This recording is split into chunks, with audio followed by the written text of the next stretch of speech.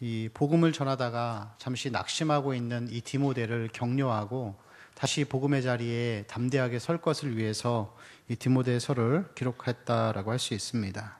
2절 말씀에 보면은 1장 2절 말씀에 사랑하는 아들 디모데에게 편지하노니라고 기록되어 있는데, 이 사랑하는 아들이라는 표현은 이 디모데가 바울이 전도해서 이 하나님의 백성이 된 그런 케이스라고 할 수가 있습니다. 또 디모데는 5절 말씀에 보면은 이는 내 속에 거짓이 없는 믿음이 있음을 생각함이라. 이 믿음은 먼저 내 외조모 로이스와 내 어머니 유니게 속에 있더니 내 속에도 있는 줄을 확신하노라. 그는 어머니대로부터 할머니까지 이 믿음의 가정에서 자란 그런 청년이라고 할 수가 있습니다.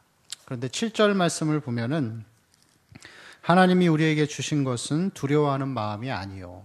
이 디모데는 지금 이 두려워하는 상태에 있습니다. 그리고 걱정하고 어려운 상태에 있습니다. 그리고 몸도 약한 이제 그런 모습 가운데 있는 것이죠.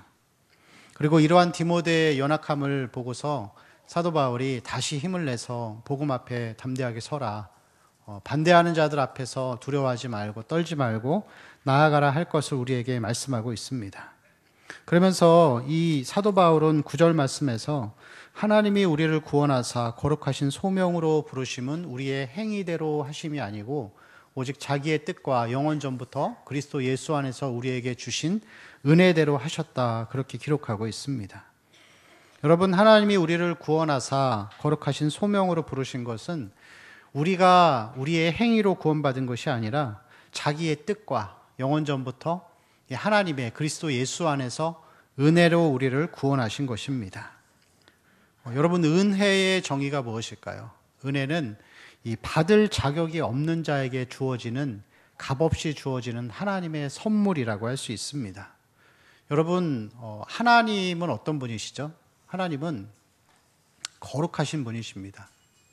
사람이 구약에서 보면은 하나님을 만날 수 없는 그러한 정말 존귀하시고 거룩하신 하나님이시죠. 여름에 이 한낮에 이 길거리에 서가지고 여러분 하늘에 있는 태양을 바라보면은 그것을 태양을 계속해서 바라볼 수 있을까요? 어렵죠. 그런데 그것보다 더 심하게 마치 우리가 하나님을 본다라고 하는 것은 내가 이 태양에 가까이 다가가서 태양 앞에 벌거벗은 채로 서 있는 것과 똑같은 것이죠. 그의 몸은 순식간에 타버리겠죠. 그래서 구약에서는 하나님을 만나고자 하던 자들은 다 하나님을 보지 못하고 죽는 그런 일들이 있었습니다. 그래서 하나님은 그 거룩하심이 이 사람 앞에서 너무나 거룩하신 그런 하나님이라고 할 수 있겠죠. 여러분, 레위기서 말씀을 보면은 창세기, 출애굽기, 레위기, 민수기, 신명기까지 특별히 레위기의 말씀을 보면은 하나님께서 이 먹어야 될 음식, 먹지 말아야 될 음식, 먹어야 될 짐승, 먹지 말아야 될 짐승, 그런 것들을 다 구분하시고 또 아이를 낳는 여인에게도 규칙이 있고 또 우리가 어떻게 매일매일 살아가야 하는지, 그리고 제사 7가지의 제사가 있는데 이 제사들은 또 어떻게 드려져야 하는지 그것을 아주 세세하게 기록하고 있습니다. 왜 여러분 그 모세오경을 보면은 그 많은 말씀들이 읽기도 지겹고 넘어가기도 힘들 만큼 많은 내용들이 그렇게 빼곡하게 기록되어 있을까요? 하나님이 너무 거룩하신 분이기 때문에 우리가 함부로 하나님을 만날 수 없다라는 것을 보여주는 것이죠. 하나님은 그런 분입니다. 여러분, 유대인들은 지금도 마찬가지지만 자기들이 율법을 지켰다고 자부하며 살아가죠. 사도 바울이 하나님을, 예수 그리스도를 만나기 전에 그랬던 것처럼 율법을 지켰다고 자부하지만 사실 이 율법의 계명을 다 지킬 수 있는 사람은 이 세상에 아무도 없습니다. 여러분, 10계명을 보면은 1계명부터 9계명까지 쭉 나오다가 마지막 9번째 탐심에 대해서 나오죠. 9번까지의 계명은 행위에 대한 내용이지만 10번째 계명 탐심은 마음의 죄를 이야기합니다. 우리가 이 땅을 살아가면서 마음속의 죄를 한순간도 안 짓고 살 수 없어요. 다시 말하면, 반대로 말해서 우리가 구원받을 수 있는 방법이 있는데, 예수님 말고 구원받을 수 있는 방법이 한 가지 있는데 율법을 100% 다 지키면 돼요. 근데 여러분, 율법을 다 지킬 수 있는 사람이 있을까요? 없어요. 없죠. 우리의 마음속에 계속해서 누군가를 미워하거나 또 하나님 앞에 온전하지 못한 삶을 살아가는 거. 하나님이 항상 기뻐하라 그랬는데 항상 기뻐하지 못하죠. 그런 마음들이 다 하나님 앞에 죄가 되는 것이죠. 그래서 여러분, 이 모든 이 율법을 온전히 지키신 한 분이 계신데 그분이 바로 예수 그리스도이십니다. 사람이 되셔서 그것을 다 지키신 것이죠.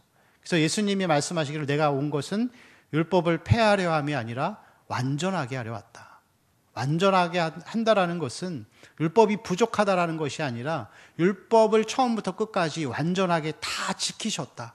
그것을 우리에게 이야기하는 것입니다. 그래서 우리가 예수님이 완전하게 지키신 그것을 내가 믿고 예수님을 나의 구주로 믿으면 예수님의 의의가 나에게 전달되는 거예요.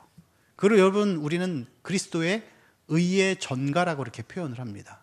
그리고 내가 죄인임을 고백합니다. 나의 죄를 용서해 주옵소서 이야기를 하면은 그 영접의 기도 가운데 나의 모든 죄들이 예수님께 다시 전달이 되는 것이죠. 그것을 우리 그리스도의 죄의 전가라고 그렇게 신학적으로는 표현합니다. 그리고 재판장이신 우리 성부 하나님께서 우리에게 재판장으로서 사형죄를 저지른 우리에게 이 망치를 두드리면서 너희들은 이제 의롭다, 죄가 없다, 그렇게 선포하시는 것이죠. 말도 안 되는 얘기죠. 그냥 사람의 방법을 생각하면 말도 안 되는 얘기예요. 우리가 지은 죄를 하나님이 자기 아들을 세우셔가지고 죽음 가운데 두시고 그걸 통해서 아무런 자격과 조건이 없는 우리를 하나님의 자녀를 삼아주셨다는 것은 그건 말도 안 되는 얘기인 거죠. 그게 은혜인 것입니다, 여러분. 누구든지 예수 그리스도를 믿고 그분 앞에 나아오면 그래서 우리가 영생의 삶을 살아갈 수 있는 것이죠. 여러분, 그래서 우리가 이 의롭다 하신 하나님 앞에 우리를 의인이라 말씀하셨지만 그래도 여전히 여러분 우리는 죄인입니다. 의인이지만 죄인의 겸손함을 가지고 살아야 합니다. 허구한 날 우리를 의인이라 말씀하셔도 우리는 죄인인 것이죠. 사람들이 오해합니다. 교회는 거룩한 곳으로 생각하죠. 그런데 여러분, 교회는 거룩한 곳이 아니고 죄인들이 모인 공동체입니다. 죄인들이 모인 곳이에요. 그래서 사람들이 거룩하다고 생각하니까 자꾸 사람 보고 신앙생활 하다가 상처받습니다. 교회 안에서. 여러분, 상처는 받는 사람이 잘못이에요. 하나님 믿는 사람들은 상처받으면서 살면 안 됩니다. 하나님 바라보고 신앙생활 하는 거예요. 그래서 우리 교회는, 모든 교회는 다 죄인들이 모여있는 이 죄인들의 공동체라고 할 수가 있습니다. 우리가 영접 기도를 할 때도 하나님 앞에, 예수님 앞에, 예수님 나의 죄를 용서하여 주옵소서. 그 기도가 들어가지 않으면은 구원이 이루어지지 않는 거예요. 그리고 여전히 우리는 죄인인 것을 알면서 살아야 되죠. 의인이라고 말씀하셨지만 지금도 여전히 우리는 죄인의 삶을 살고 있습니다. 여러분 안에 죄성이 다 있어요. 어린 아이들, 조그만 아이들 가르쳐 주지 않아도 자기가 죄성을 가지고 있음을 다 드러내고 있어요. 부모가 하지 말라는 거, 옳지 않은 거, 건강에 안 좋은 거 하지 말라 그래도 너무 좋아해요. 저희 아이들 보면은 탄산음료를 얼마나 좋아하는지 몰라요. 사이다, 콜라 환장합니다. 누가 가르쳐 줬을까요? 안 가르쳐 줬어요. 안 가르쳐 줘도 다 알아요. TV 보다가 좀 아이들 보기에 적절치 않은 것들 보지 말라 그러면 더 봐요. 근데 여러분, 우리 아이들만 그럴까요? 안 가르쳐 줘도 다 아는데 여러분도 그럴 거예요. 만나가지고 1시간 동안 밥 먹어라 그러면은 고기 사주면서 1시간 동안 여러분 밥 먹을 수 있죠? 시간이 너무 짧아요? 1시간이 뭐예요? 얘기하면서 먹고 수다 떨면은 2시간도 먹고 3시간도 먹겠죠. 1시간 나와서 기도하라고 해보세요. 1시간 기도하겠어요? 하루에 10분만 해도 여러분 대단한 거죠. 우리는 본능적으로 하나님 앞에 전적으로 무능하고 전적으로 타락한 자인들입니다. 그래서 우리가 하나님 앞에 항상 내가 죄인임을 고백하고 인정하고 살아가는 게 중요해요. 여러분, 우리가 아직까지도 나에 대해서 나 참 괜찮은 사람이야 이렇게 생각하면은 여러분 아직 답이 없어요. 성령이 우리 가운데 오셔가지고 나의 삶을 조명해 주시고 내가 정말 부족한 사람이다, 이것을 여러분, 인식하고 사는 것에서부터 우리의 신앙이 출발하는 것이죠.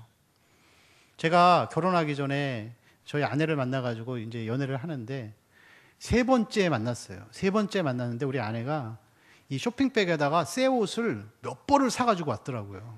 그래서 제가 생각하기로 속으로 내가 그렇게 마음에 드나? 그래서 제가 그런 마음이 들었어요. 참, 뭐 아무리 좋아도 그렇지 하면서 했는데 나중에 결혼하고 나서 아내가 그러더라고요. 같이 다니기 쪽팔렸다고.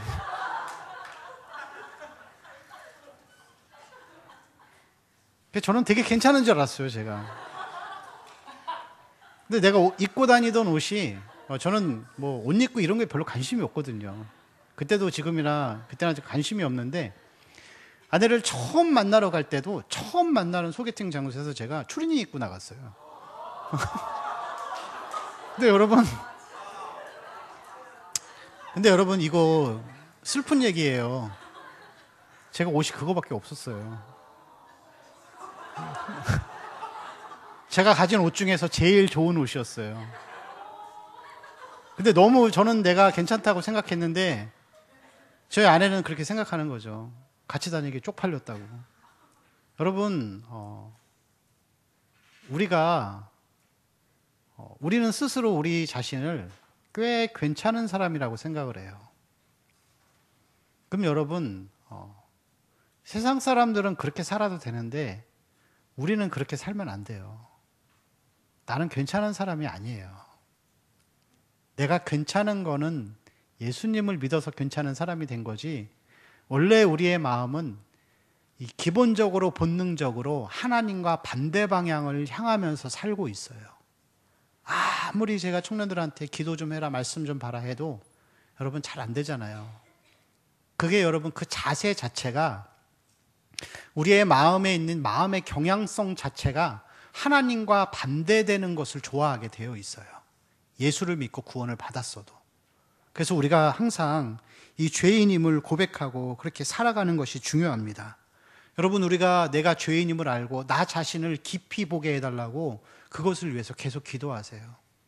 여러분, 그러면은 그것을 통해서 하나님의 은혜가 임하기 시작합니다.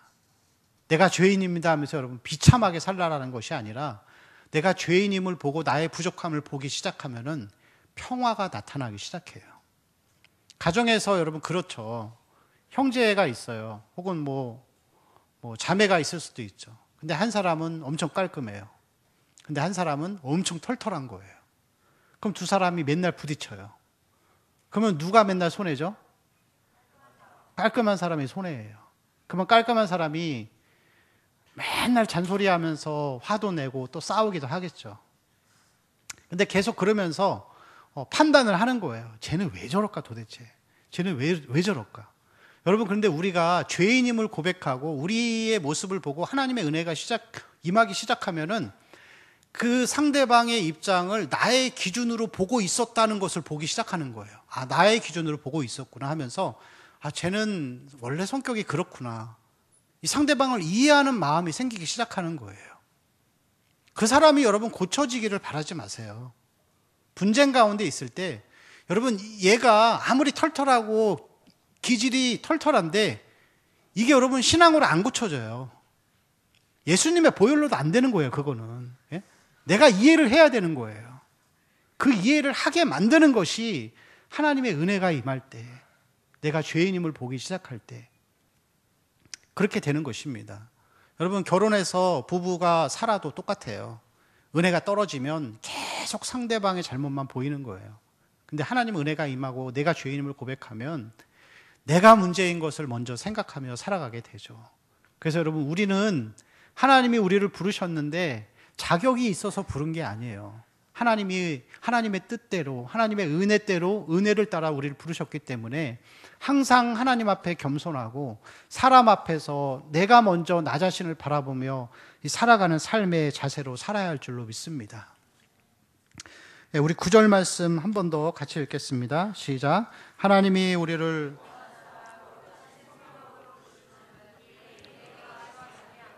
오직 자기의 뜻과 영원 전부터 그리스도 예수 안에서 우리에게 주신 은혜대로 하심이라. 아멘. 자, 하나님이 우리를 구원하사 거룩하신 소명으로 부르심은, 거룩하신 소명은 다른 말로 하면 부르심입니다. 그래서 하나님이 우리를 구원하사 거룩하신 부르심으로 부르심은, 이것은 무슨 뜻이냐면 여기서 거룩하신이라는 이 부분은 역격으로서 수단과 방편이 아니라 목적을 나타내는 거예요. 그래서 다시 말하면 뭐냐면은 하나님이 우리를 구원하신 목적은 거룩하게 하시려고 구원하신 거예요. 여러분, 하나님이 우리를 구원하신 목적이 죄 용서가 아니에요. 구원하시기 위해서 우리를 거룩하게 하시기 위해 구원하신 겁니다. 데살로니가전서 4장 7절 말씀을 보면은 그런 말씀이 있습니다. 하나님이 우리를 부르심은 부정하게 하심이 아니요 거룩하게 하심이니. 또 에베소서 1장 4절 말씀에도 이 비슷한 말씀이 있습니다. 곧 창세전에 그리스도 안에서 우리를 택하사 우리로 사랑 안에서 그 앞에서 거룩하고 흠이 없게 하시려고. 여러분, 하나님이 우리를 부르신 목적은 우리를 거룩하게 하기 위해서 우리를 부르신 것입니다. 믿으시죠? 부르심의 목적은 예배 잘 드려라, 봉사 열심히 해라, 신앙생활 잘해라, 헌금 잘해라, 그거 하라고 부르신 게 아니라 거룩하게 하시려고 부르신 거예요. 종교적인 행위 다 해야 되지만 궁극의 목적과 원래의 목적은 우리를 거룩하게 하심입니다. 여러분, 신앙의 본질과 목적이 무엇이죠? 우리가 신앙생활하는 그 근본적인 본질과 목적, 하나님의 영광입니다. 하나님의 영광이라는 것은 하나님과 교제하고 하나님과 즐거워하고 하나님과 동행하는 것이 우리 신앙생활의 이 목적인 것이죠. 여러분, 예배를 왜 드리나요? 기도를 왜 하세요? 찬양을 왜 드리세요? 그걸 통해 찬양이 자체가 목적이 아니고, 기도 자체가 목적이 아니고, 기도를 통해, 말씀을 통해, 찬양을 통해 하나님과 동행하는 거예요. 하나님과 인격적인 교제를 맺어가면서 계속해서 나아가는 삶이, 그게 우리의 신앙생활의 목적인 것이죠. 그런데 여러분, 하나님과 동행하기 위해서는, 신앙의 근본적인 목적인 하나님과 동행하기 위해서는 하나님이 어떤 분이신지를 알아야 돼요. 우리 하나님은 어떤 분이신가 하면은 요한일서 1장 5절 말씀을 보면은 같이 읽을까요? 시작. 우리가 그에게서 듣고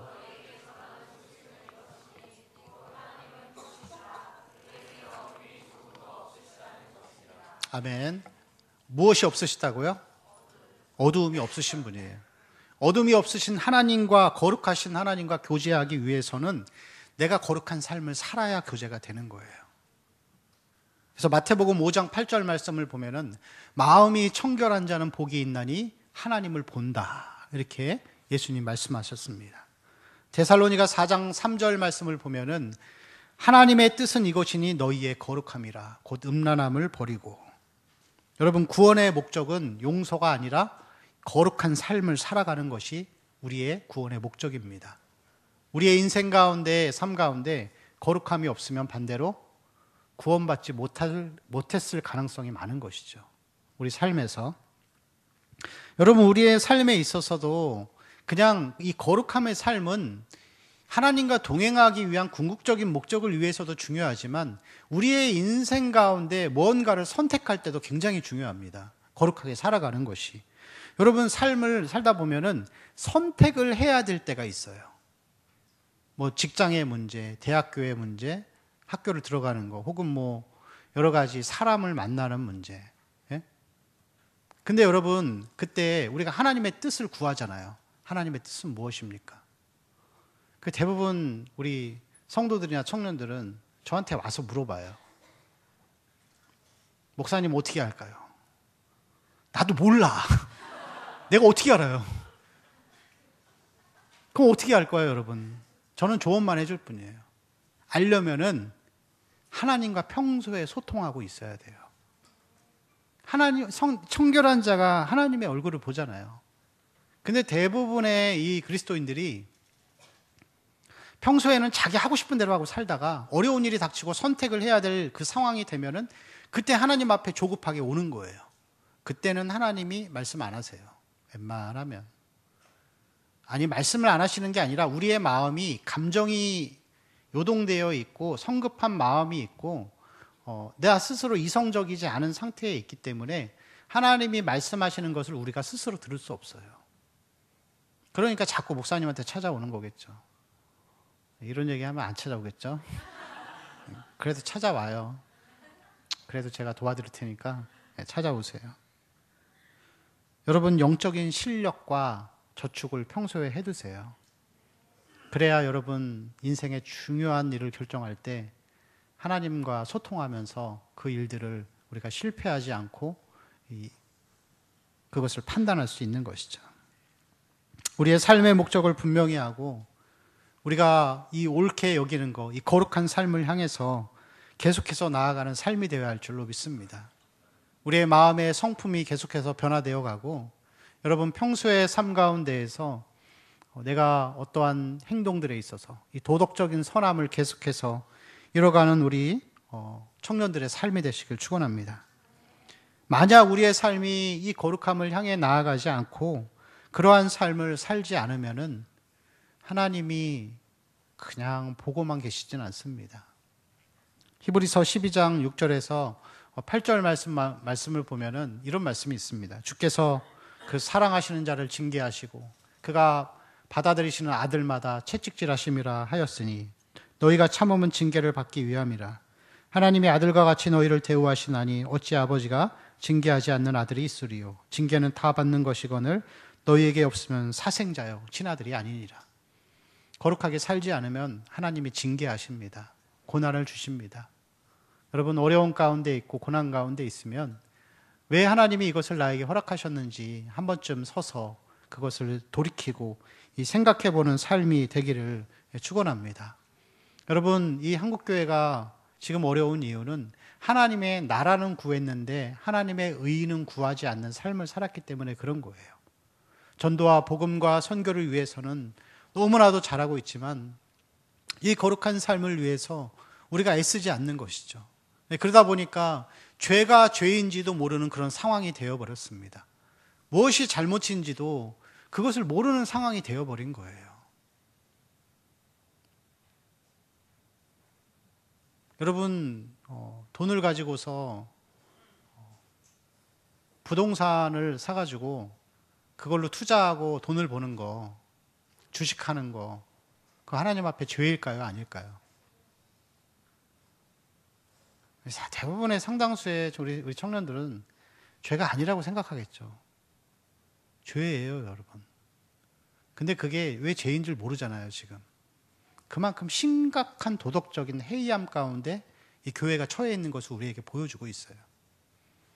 여러분, 그러한 죄 가운데 살면서 부동산 투기하다가 나중에 잘 되면은 그나마 난데 그것 가지고서 큰 도저히 갚지 못해서 위기에 처하고 이 망하는 그런 이 가정들 많잖아요. 앞으로 많을 거예요.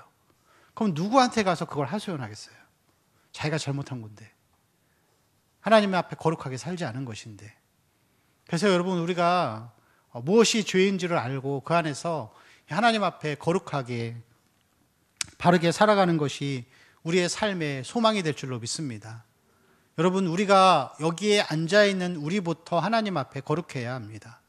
우리가 거룩해야 우리가 거룩한 삶을 살고 세상의 빛과 소금의 삶을 살아야지 이 사회가 밝을 수 있어요. 이 사회가 소망이 있는 것이죠. 그리스도인이 그렇게 많으면 뭐합니까? 정치인들의 3분의 2가 기독교인이면 뭐하냐고요. 다 불법을 행하며 살아가는데. 그러다 보니까 그 피해를 누가 보고 있죠? 우리 청년들이 보는 거예요. 정당한 기회가 없고 인맥과 어떤 이 학맥을 따라서 직장을 들어가고 아무리 열심히 노력해도 그 일들이 이루어지지 않는 것이죠. 그래서 우리 청년들이 이 땅을 살아가면서 나 한 사람이 하나님 앞에 거룩하신 하나님을 쫓아서 하나님 앞에 나아가야 합니다. 그것이 하나님이 우리를 부르신 목적이라고 할 수가 있습니다. 여러분 세상의 빛과 이 소금으로서의 삶을 살아가시기를 바랍니다. 우리 8절 말씀을 또 한번 같이 읽겠습니다. 시작. 그러므로 너는 내가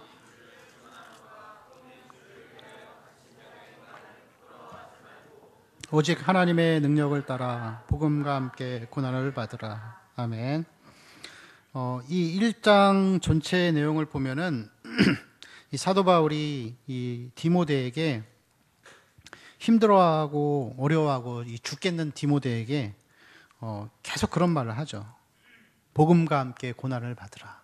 두려워하지 말고 부끄러워하지 말고 7절 말씀을 봐도 두려워하는 이 그런 상황들 8절에도 말씀을 보면은 갇힌 자 된 나를 부끄러워하지 말아라. 그리고 12절 말씀을 봐도 이 고난을 받되 부끄러워하지 아니함은 그리고 16절 말씀에도 보면 사도 바울이 마지막 부분에 내가 사슬에 매인 것을 부끄러워하지 아니하였고 이 디모데는 지금 굉장히 이 고통 가운데 있습니다. 이 나이가 어려서 나이가 어린 목회자인데 이 거짓 교사들을 대할 때마다 두려워하는 마음 가운데 있죠. 그리고 육체적으로도 너무너무 연약한 상태에 있습니다.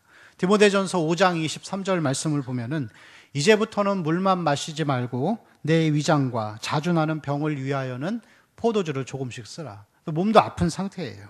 그리고 주변에는 자기를 이렇게 구원으로 인도했던 그 위대한 선생, 멘토와 같은 사도 바울도 감옥에 갇혀 있는 그런 상태라고 할 수 있겠죠. 여러분, 하나님이 우리를 죄 가운데에서 우리를 구원하셨습니다. 우리를 은혜로 부르셨는데 우리가 은혜로 구원받은 우리 죄인들이 하나님 앞에 거룩한 삶을 살아야 됩니다. 그런데 우리가 거룩한 삶을 살면은 뭐가 따라오죠? 고난이 따라오게 되어 있습니다. 아픔이 따라오게 되어 있죠. 초대교회에는 예수를 믿는 것이 예수를 믿는 나사렛 이단의 괴수라고 이렇게 표현을 하죠. 이단이라고 표현을 했습니다. 그래서 실제로 많은 사람들이 죽기도 하고 이 사도 바울조차도 그가 변화되기 전에 많은 그리스도인들을 죽이고 또 핍박 가운데 빠뜨리는 그런 일들이 있었죠.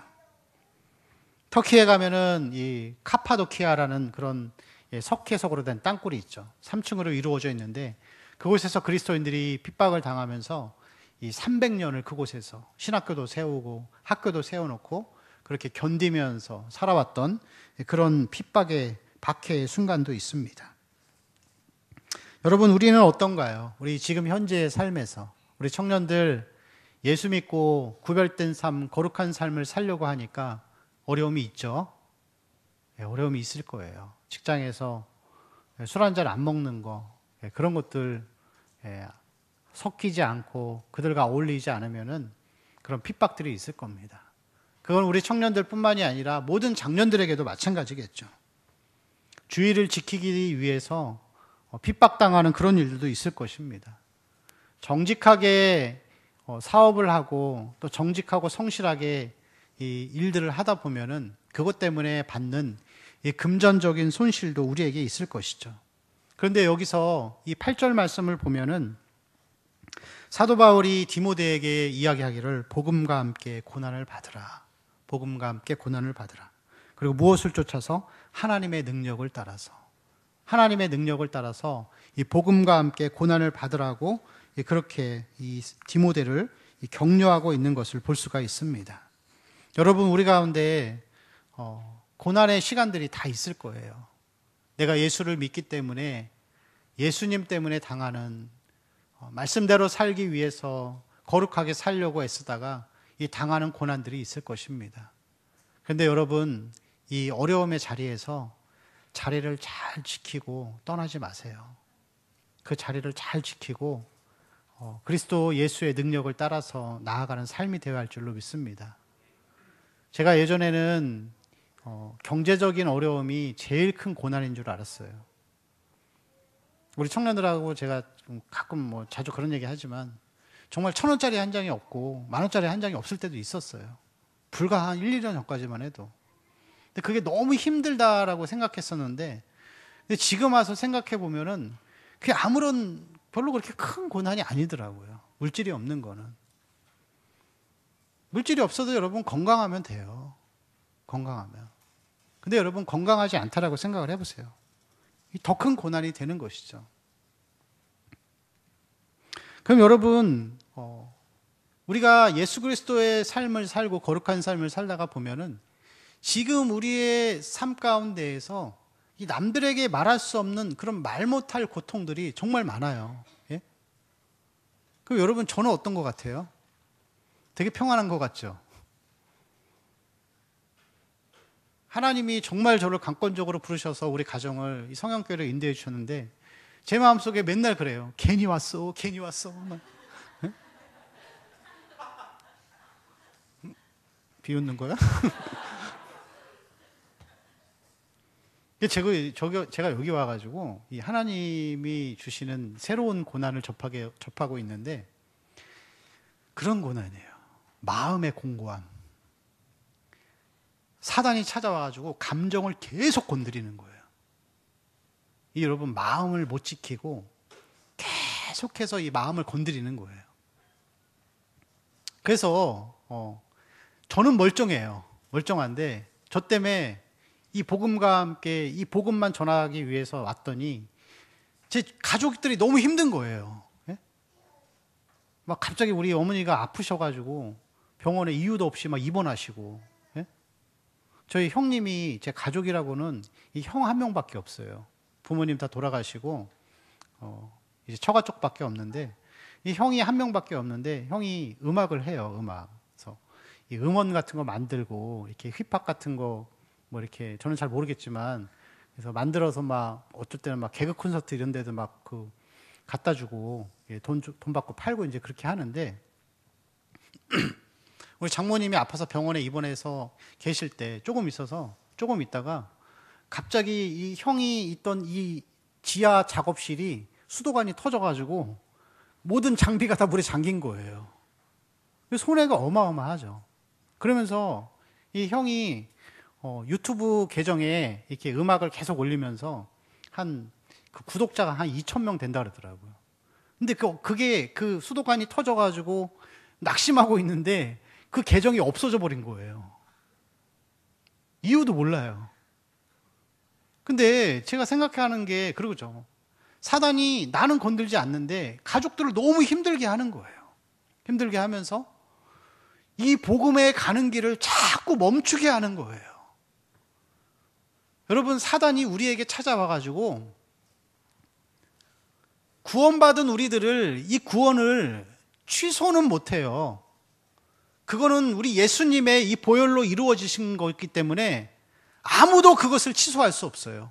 근데 여러분, 사단이 와가지고 여러분의 마음을 계속 흐트러뜨리면서 너 그 길 가지 마 그러고 있는 거예요. 여러분, 우리 마음속에 우리 청년들 그런 마음 있죠. 지금 자리를 떠나고 싶은 마음, 그만하고 싶은 마음, 어려운 마음들을 견딜 수 없는 마음들 가운데에서 내가 이것만 아니면 살 수 있을 것 같은데 그런 마음들이 있을 거예요. 그런데 여러분, 사도 바울이 그렇게 이야기합니다. 오직 하나님의 능력을 쫓아 복음과 함께 고난을 받으라. 그리스도 예수의 고난을 받는 그것은 우리가 예수 그리스도의 고난에 동참하는 삶인 것이죠. 그분과 함께 가는 것이라고 할 수 있습니다. 여러분, 예수님이 우리를 위해서 죽으셨어요. 죽은 게 여러분 아무것도 아니라고 우리는 생각할 수 있겠죠. 그냥 복음을 글로 배우고 지식으로 배웠다고 할 수 있겠지만 하나님 아버지가 우리를 위해서 하나밖에 없는 아들을 십자가에서 그렇게 비참하게 죽도록 내버려 두셨습니다. 그리고 그것을 믿는 우리가 하나님의 아들이 된 것이죠. 우리가 당하고 어려워하는 이 고난들은 예수님이 당하신 그 고난에 비하면 아무것도 아니죠. 어디 고난을 당했다고 우리가 내세울 수 있겠습니까? 여러분, 어려움의 자리에 있을 때에도 항상 예수 그리스도를 의지해서 나아가야 합니다. 하나님의 능력과 함께 고난을 받으라. 하나님의 능력, 여러분, 이 고난 가운데 우리가 승리할 수 있기 위해서는 하나님의 능력인 말씀과 기도의 자리에 항상 서 있어야 돼요. 내 힘으로는 아무것도 할 수 없습니다. 예수 그리스도가 우리와 함께 하십니다. 이 복음이 능력이 되고 하나님의 능력으로 나타나서 우리 사랑하는 모든 청년들 각자의 삶에서 승리해야 합니다. 어려운 문제 다 있으시죠? 세세하게 제가 얘기하지 않아도 우리 청년들 한 사람 한 사람 마음속에 갈등하는 문제, 고민하는 문제가 있을 것이고 이 복음 앞에 섰을 때 우리가 이 세상에서 믿음을 지키고 거룩한 삶을 살기 위해 나아가다가 당하는 어려움 앞에서 여러분, 예수님의 그 십자가를 생각해 보십시오. 십자가 예수 그리스도의 능력이 우리 안에 있습니다. 하나님이 우리와 함께 하십니다. 하나님을 의지하는 자에게 세상을 이길 권세와 능력을 하나님이 주십니다. 그 하나님을 믿고 나아가기를 축원합니다. 우리 같이 찬양하고 기도하겠습니다.